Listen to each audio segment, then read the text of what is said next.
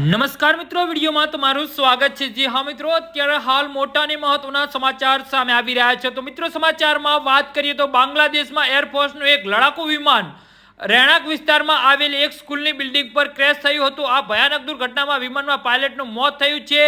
16 બાળકો સહિત 19ના મોત। ઉલ્લેખનીય છે કે આવી જ રીતે અમદાવાદમાં એર ઇન્ડિયાનું પ્લેન એક મેડિકલ હોસ્ટેલની મેસ પર ક્રેશ થયું હતું। જો કે તે સમયે ઘણા લોકો ત્યાં હાજર હતા અને આ ઘટનામાં 240થી વધુ લોકોના મૃત્યુ થયા હતા।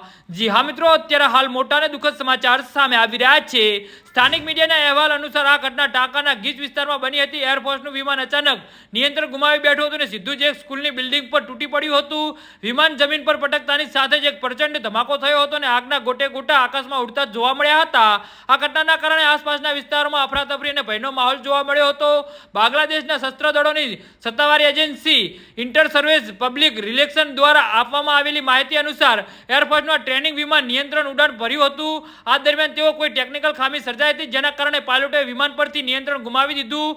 વિમાન રહેણાંક વિસ્તાર તરફ આગળ વધે તે પહેલા જ પાયલોટે તેની ખાલી જગ્યા તરફ વાળવાનો પ્રયાસ કર્યો અને છેલ્લી ક્ષણે વિમાનમાંથી બહાર કૂદી ગયા હતા। જી હા મિત્રો, તો આના વિશે તમારું શું કહેવું છે તો નીચે અમારી કમેન્ટ બોક્સમાં જરૂરથી જણાવજો અને અમારી યુટ્યુબ ચેનલને સબસ્ક્રાઇબ કરવાની ભૂલતા નહીં। ધન્યવાદ।